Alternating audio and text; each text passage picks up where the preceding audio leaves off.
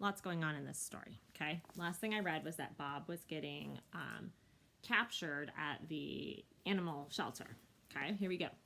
The return of Snickers. A man pulls me along with his lasso. I decide not to argue. We enter a small room stacked with animal-filled metal cages, and I'm assaulted by howls and hisses. The cold water on the floor sloshes as we walk, just skimming my belly. As bad as my smeller is, I instantly pick up one distinctive odor. It's like the world's worst perfume. The kind old ladies emit. The kind people spray on their dogs to camouflage their lovely dog stink. The kind Snickers wears. I catch a glimpse of her in an upper cage, bedraggled bow in her droopy hair. Snick, baby. Fancy meeting you here? You look good behind bars. Hairbrain, she replies. Hey, calls a rabbit 2 cages down. Watch your language. Hairbrain, because hair like a rabbit, Hare. Get it? And the rabbit gets mad. Matt couldn't deal with you? I ask Snickers.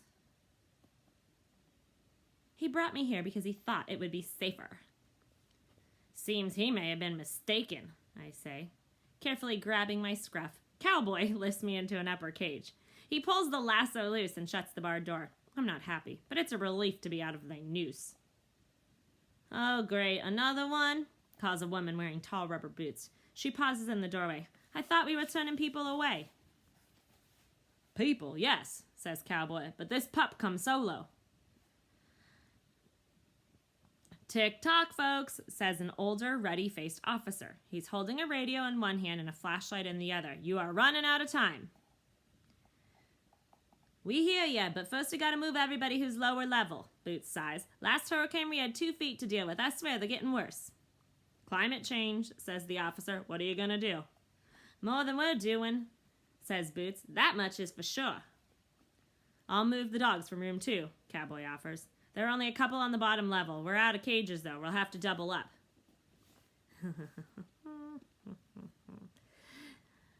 Put that little female in with the new guy, says Boots. They look like twins. I'm shivering, and it's not because I'm cold. I press my hurt nose to the metal bars. I smell something I do. I hear something I do. Cowboy returns, dog in arms. A bark. That bark. The door to my cage opens. Hey, I say automatically, even as my heart is already whispering the truth to me. They call me Bob.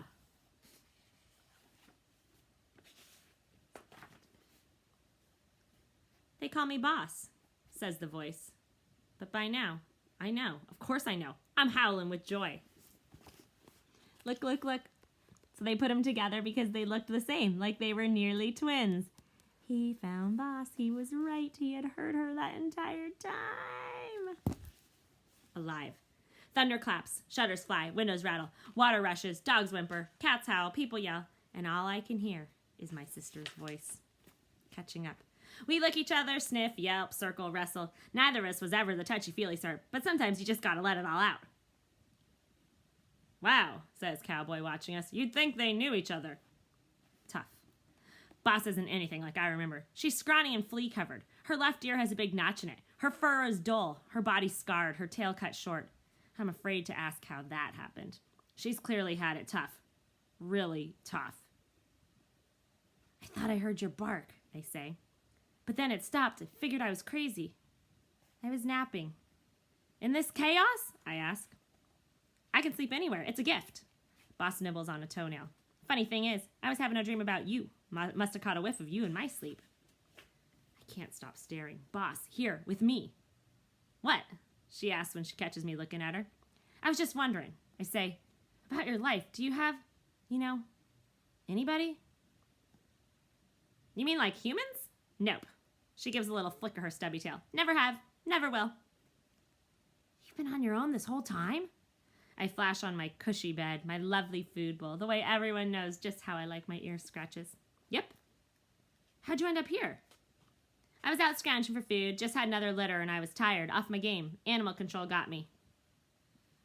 So she was out looking for food and had another litter, so she was tired. So it means she just had puppies, okay? Animal control got me. She licks a nasty cut on her front paw. Wait, my ears prick up. So you have puppies? That would make me an uncle, a dog uncle, on top of being an honorary elephant uncle.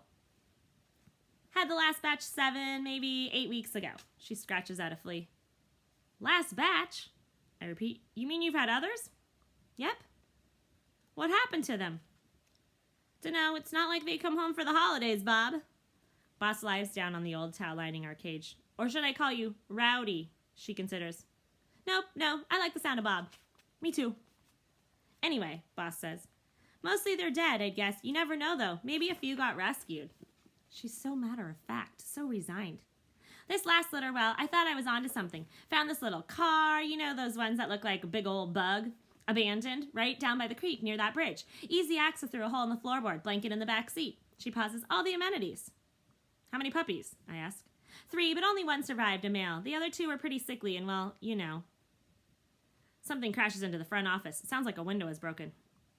We gotta get out of here! An orange-striped cat howls. He throws himself against the front of his cage, then pokes out his paw, grabbing for the latch. I'm too young to die. When they caught me, Boss continues, ignoring the cat, I barked for the puppy to sit tight. Wait, told him I'd be right back, she says. Nice. Last thing he'll ever hear was a lie. What's his name, the puppy? She looks at me like I asked her if she's ever been to the moon. I don't name them, Bob. It just makes it harder. Because she probably loses or most of them end up dying, so she doesn't want to name them. Below us, the water slowly rise and fill in the empty lower cages. We watch the humans rush back and forth, carrying buckets as if they can stem this tide. There's nothing to do, nothing to say, and now, nowhere to go. Not right. I stare at my sister and try to imagine all the pain she's endured, and here I thought I'd gotten the raw deal. To lose your pups? To wander alone? To struggle for every drop of water, every crumb of food? I mean, I experienced a little of that, but Ivan and Stella kept me going, and then Julie and her family. Why me? What's so special about me? Is it really that I'm more resilient, that I've made my own luck? And I somehow know, and am I somehow better than Boss, more deserving? It's not right, I blurt. Not right, you should have had it worse than me. Well, if you want to talk about not right, you and I both had it a whole lot better than our siblings, Boss says. I will never forget those people for what they did to us, I say through clenched jaws. Really? Boss seems surprised. If I held on to that much anger, I'd never get out of bed. Not that I've ever had a real bed. She sniffs at the towel beneath her feet. This towel's kind of nice, actually. Sorry, the phone's ringing in the background. Live video. Phones ring. You know. Hello. Ugh, Please leave a message really? after the tone. Ignore it. Sorry, you guys. I can't get it to shut off quickly enough. Okay, back to the story.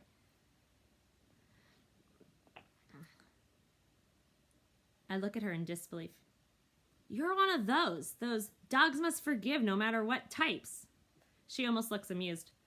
Well, it is kind of our thing, right? When somebody does something hurtful, they have to... Oh, wait, this is him.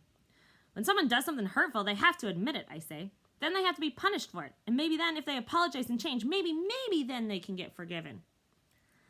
All I know is I've done lots of bad stuff in my life, Bob. I've had to forgive myself plenty just, to get through the day. Boss gazes at me with her wise, weary eyes. And I figure if I'm going to forgive myself, I'd better be ready to cut everyone else some slack, too. Evacuate now. Look, says the officer, you need to evacuate now. It's mandatory. We can't just leave these animals. Cowboy sticks his finger in the orange cat's cage. The cat rubs against it, purring like his life depends on it, which it maybe kind of does. I'm assuming that we're looking at the orange cat. It looks like some bunny ears in the background. The officer sighs. You don't have a choice.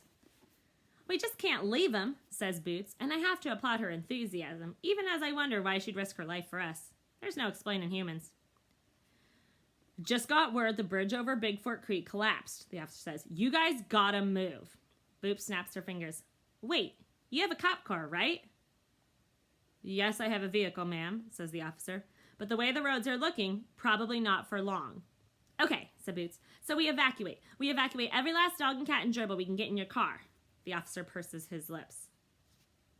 And take them where exactly? Shelter at the high school. That's where we've been sending people. There's not really set up for it, but once we started flooding and the elementary school stopped taking pets, they agreed to do what they can. The officer grumbles, considers, goes for it. The 3 humans load cats and dogs, parakeets and hamsters, one after another into the police car. Some are in cages and some, including a couple of unhappy cats, are on tug-of-war strings. Finally, it's our turn. Looks like there are 9 of us left. Car's full and then some, the officer reports, struggling to shut the shelter's front door against the rising water. We are officially out of room. Cowboy looks at us, his eyes teary. Don't worry, fellas. We'll be back, he sniffles. I promise. You think we should leave the cages open, at least give them a fighting chance? Asks Boots, in case, you know. Sure, but they couldn't handle the current. I can barely stand up. Cowboy shakes his head. Look, I'll borrow my brother's bass boat. We'll come right back. Hopefully the water won't get much higher than this. Okay, then. Boots gives a grim nod. Stay calm, friends. Like that's an option. Okay, so they talked about, like, opening the cages, but did they end up doing it? Let's see. Preparing for the worst. The wind slows for a moment, and the room goes silent. We stare at the black pool swallowing the cages below. A chew toy shaped like a pink turtle floats past. It's just us and a whole lot of water. I check out the group. 2 cats, 1 bunny, 6 dogs, including Snickers, Boss, and me. There's nowhere to jump. No tables, no cabinets, no space above the upper cages. And as Cowboy pointed out, the current is probably too strong for us to tackle anyway. The current means, like, the speed of the water. Folks, don't give up hope. You heard them, I say. They're coming back for us. No way are they coming back, says a sad-faced beagle mix. Give me a break. You never know, I say. I'm such a lousy liar. Oh, yes, we do, my sister mutters, just loud enough for me to hear, and we share a look. Look, chances are the water won't get too much higher, I say. But just to be on the safe side, pile up anything you have in your cages. Bowls, toys, towels. Who died and made you pack leader? Asks a big mutt with a graying snout. Well, it beats howling like babies, I say, and instantly I remember landing in Stretch's domain. Howling like a baby is exactly what I did. Remember, that's how his first reaction was to all this? I had a dog biscuit this morning bigger than you, says Gray Muzzle. What about me? Someone squeaks. Does the bunny get a vote? Hold on, Thumper, says the orange cat. This clearly is a job for a higher feline intellect. No, a sharp voice rises above the din. Oh. Listen to Bob. He's annoying and his hygiene leaves a lot to be desired, but I've seen him get himself out of all kinds of scrapes. Thanks for the props, Snick, I say, especially the kind words about my odor. His hygiene leaves a lot to be desired. He's proud of that. The wind groans and something metallic hits the side of the building. We fall silent again, waiting for more. The windows rattle, the walls shudder. It's like the building is as scared as the rest of us. So, Snicker says, breaking the gloom, you heard Bob. Start stacking. How about my litter box? Asks a small white cat with dark green eyes. Would that work? Sure, I say. Use anything. The goal is to get as high as you can. And then what? Asks a young dachshund. Worst case, we swim for it, I say. That's actually not the worst case, says the bunny. No one asks what is. We already know. I'm going to stop there.